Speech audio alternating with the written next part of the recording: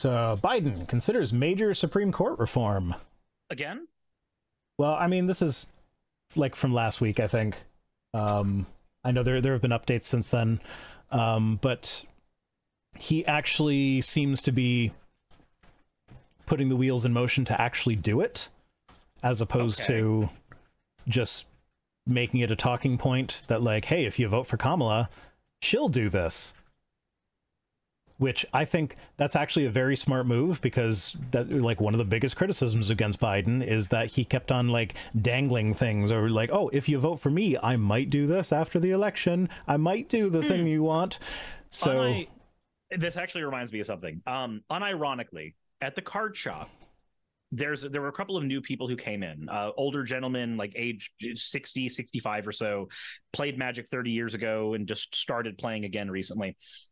And they were talking politics at the card shop, which normally is a thing you don't do because, you know, you're out in the middle of public in Georgia, maybe don't. But one of the older guys there, actually, when one of the guys was going on about how this isn't how democracy works, Kamala Harris shouldn't be the nominee, even though she hasn't been nominated yet. But one of the other guys was saying, like, hey, did you see Biden's speech? So remember how you and I, when we watched the speech, we came away going, well, it was kind of lukewarm, nothing really unexpected. So I got an idea of what some like older people, not older people on Twitter, but older people that are just, you know, normies around town, were getting from that speech. And he said, I think it was beautiful. His exact words were, I think it was beautifully said. I think it shows exactly how unselfish this man is, because he was willing to do this. It's very, very rare to find a president who's willing to just give that power up, even the chance at that power, and just give it up. Yeah, so sorry. Yeah, no, I agree. I think we might have been a little bit harsh on him last week. Not necessarily harsh, but just like jaded, I guess. I think it's because we're both really plugged into this stuff. Yeah, so like it didn't really hit us just how unprecedented that was. Because like he's literally the most powerful man on the planet, and he's voluntarily stepping aside from a chance to be that for another 4 years. Yeah. In order to, you know, like, so yeah, it actually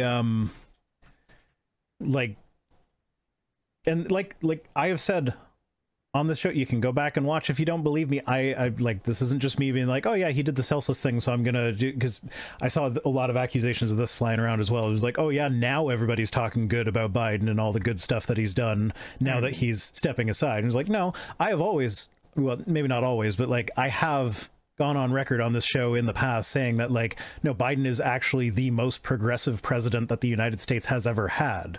It's arguable, like, if you go back to like the New Deal of the Great Depression, maybe like an argument could be made there, but like that wasn't pushing LGBTQ rights forward at all. Like, yeah, it was progressive in the sense that it's like social safety net sort of stuff. Yeah, it's a different kind of progressivism, but it's still, so it's like economic progressivism is still progressivism, even though like most of the time we focus on social. Yeah, and so yeah, he is like, and yeah, he's not perfect. He's a lot more milquetoast than I would like, than a lot of the progressives would like. But you got to remember that they like, and this is part of the downside of having a two-party system is that the progressives do have to align themselves with the centrists. Like, the majority of the country are not as progressive as the progressive wing as the Democratic Party. That's just a fact of America. Now, it's also a fact of America that the vast majority of the country is way more progressive than the Republicans. And that shows by the fact that every election where there's high voter turnout, the Republicans lose. It's one of the reasons why Republicans tend to do a lot of, let's redraw the districts here. Yeah, redraw the districts. Let's make it illegal to pass out water to people that are waiting to vote. Let's change your voting location. Let's make it harder to vote by mail. Yeah, like that, a lot of that stuff is. Have you? I know that this matters more to me because I'm in Georgia, but you've looked at the history of Brian Kemp with this stuff at some point, I'm assuming. Probably. Okay, he's you know our big wig here in Georgia. Yeah, but there's a lot of information on ways that he has tried to make it always ends up being majority black populations unable to vote as easily. And it's, God, it Kemp rugs me the wrong way a lot. He really does. Yeah. But and he's partially responsible for saving democracy. Because he said no when Trump said, find me more votes. Yeah. That's, at least there is that. There is a certain level of integrity there. Yeah. Though I did, when I passed by his office in the Capitol building, I did have that, like, that feeling in my walk spine past with the middle finger up. Yeah, it's like, this is not where I want to be next to where you are. But it is what it is. Yeah. Yeah. So, yeah, so, yeah, one of the criticisms against Biden is that, like, in the election, he would, like, dangle things, like, dangle promises and then not necessarily fulfill them. Now, to be fair, he did do a lot that he did promise to do that was then blocked by the Supreme Court. So there are a lot of his promises that you might count as unfulfilled, that the reason they're unfulfilled is because of Donald Trump. Yeah, so, and there's a lot of stuff that didn't get the press coverage that it really needed. Like the railway union stuff with Biden, I know that he got a lot of negative press for, and even I wasn't a super big fan because it looked like he basically prevented the unions from striking. And then as more information came out about it, it turns out that actually may have been better for the unions in the long run. But at the same time, that follow-up information wasn't really focused on a lot. Just like with Biden versus Trump, a lot of the focus ended up being on criticizing Biden for his performance, which was bad, obviously. But it does seem like media, big media in general, tends to focus more on Biden's gaffes than it does on, say, Trump's gaffes. Like you've pointed this out before. Oh, that's going to be a big topic later on this very stream. Yeah. Not with reference to Biden, but yeah. Ugh. So, yeah. So, with regards to this, so he's considering backing a host of... Oh, what's that? Oh, god damn it. I just took the hat off. Hat's off to you. Fuck. So, Biden is considering backing a host of reforms for the U.S. Supreme Court, including ending lifetime appointments. Now, he posted a thing since this article went up that actually outlined more specifically what he wants. I forget exactly what it was, but it was, like, limiting their... like having term limits, having an ethics code that is actually enforceable. He's also pushing for a constitutional amendment, which that's not going to happen. No, very likely not. However, like this could be, depending on how much media coverage this gets, that could actually be a really smart way of kind of energizing the Democrat base even more than they already are, because you know that the Republicans are going to block any constitutional amendment proposed by a Democrat, no matter how reasonable it is, just by basis of the fact that it was proposed by a Democrat. So if all the Democrats get out there and vote and you get a supermajority, then that it could actually pass. I would hope so, because you need a supermajority not just to have more than the Republicans, but you need more people that are going to be able to overpower whatever, like. Well, no, because doesn't a constitutional amendment require a supermajority? Oh, it requires a supermajority. What I'm saying is you can't just have a supermajority of Democrats. You have to have a supermajority of votes, and that means you have to be able to get people who are not like Joe Manchin and Christian Sinema. Joe Manchin, Sinema, these are the people who are they usually end up voting. If you can get them to vote on the party line, it's very, very hard to. Yeah, Lord of Us says 18-year terms. Yes, so after presidential appointment, they get 18 years, and then that way, I don't know how it would be dealt with the court that's already there, but like if you assume it starts fresh or whatever, then the way that works out is that every presidential term gets 2 appointments. And I really like that and how it works, because then like every president gets 2 appointments. I hope that there would be some provision to stop Mitch McConnell or a future Mitch McConnell from just putting it on the table and waiting till the next guy and letting him get 4. But yeah, 18-year term limits, every president gets 2. I think that's a great idea. It's definitely a better system than what we have right now, where you get the current system right now. Obviously, any system we have is going to be flawed, but the current system right now, let Ruth Bader Ginsburg sit in her chair for as long as humanly possible, and then it let Trump replace her. Yeah, like and she's arguably one of the most famous Supreme Court justices that we've ever had. She's the one that, like, even if Rick and Morty even did a bit on her where they literally just called her that Supreme Court justice lady, but that's all you needed to know exactly who it was talking about.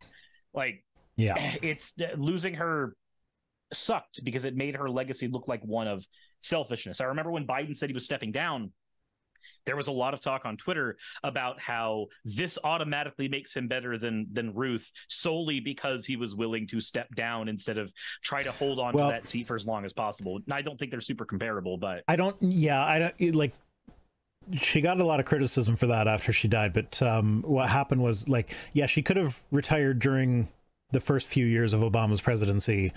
But like, she had no way of knowing that Trump was going to happen after that. And like, as far as you know, at the time, like, politics are going to continue on pretty much as per normal.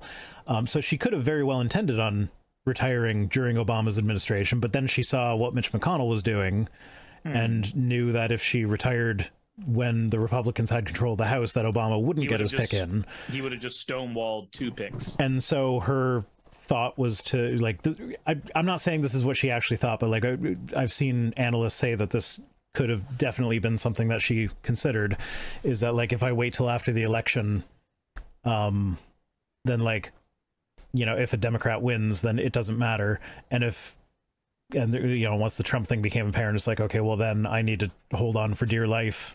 And unfortunately, she didn't make it. But like, that's one of those, like, you can't see the future. You don't know in the first 2 years of an 8-year presidency that at the end of the 8-year, you should have retired in the first 2 to save democracy. Like, she had no way of knowing that is what would be on the line. But anyway, that's neither here nor there. I just think that she takes a lot of posthumous criticism that is not necessarily warranted. Yeah, that's why I said that they aren't necessarily the most comparable situations as well, because there's a lot of factors that you have to look at. Like you were mentioning, we had already seen McConnell do the stonewalling. With Biden, he got to see a direct result of his own actions and rhetoric, and was able to go, well, on top of all that, I got COVID. Maybe bowing out's probably the right move. Yeah. Yeah. So yeah, that's don't really need to go through the article. We kind of hit the major talking points. I'm also trying to get away from reading articles verbatim, because like that's kind of it's toward the not necessarily a good idea side of the copyright gray area. That's fair. I think that and this has been a thing that I've noticed on YouTube in general, though. I think that it's fine so long as you're willing to provide commentary on it, because it's no different than reacting to a video. It's no different than reacting to a video on YouTube, but the difference is that you literally have to provide your voice to the document. Otherwise the option is putting the document up on screen and going, pause this. All right, now I'm going to respond to it. And that just quite literally is just not engaging content, because so many people who are on YouTube are audio only listeners. And that seems to be also confirmed by the fact that there are many organizations that do the verbatim reading of all or parts of these types of articles. And then as long as they are giving their reactions to them, not you know, the I gasped and therefore it was transformative content thing. Typically the rule is like, is it a full-on replacement for the article? And if you are providing something that is completely different, and it's So- not bad. Yeah, so I feel like it's different with a video response, because with a video response, I'm like saying, go watch the original video to make sure I'm not cutting out anything or taking anything out of context, whereas this, I'm showing the actual article, and if I show it in full and read it in full, then you have no reason to go to the original article. And so, yes, I've provided commentary, but I also have effectively replaced the article. So, like, yeah, it's it's not that different, and I'm not like worried that the BBC is going to find my channel where like, oh, our stream's got 1,200 views. Those 1,200 views could have been 50 cents of ad revenue for us, so I will sue them. Like, I'm not worried about it. It's just one of those best practices, like, That's understandable, and I think it's just one of those things where you and I are probably going to differ, just because I see it as a necessity of being able to respond to those things and show what they are reporting accurately. Like, if I'm looking at a Fox News article, I don't want to fully hyperbolize everything in the article. I want to say what they said and then respond to what they said. So I don't know. I see it as just a thing that you have to be able to do when you're in the belly of that beast. yeah. But that's understandable. Hey, just wanted to give a quick thank you to all of my wonderful patrons who help keep me afloat and help keep this channel going.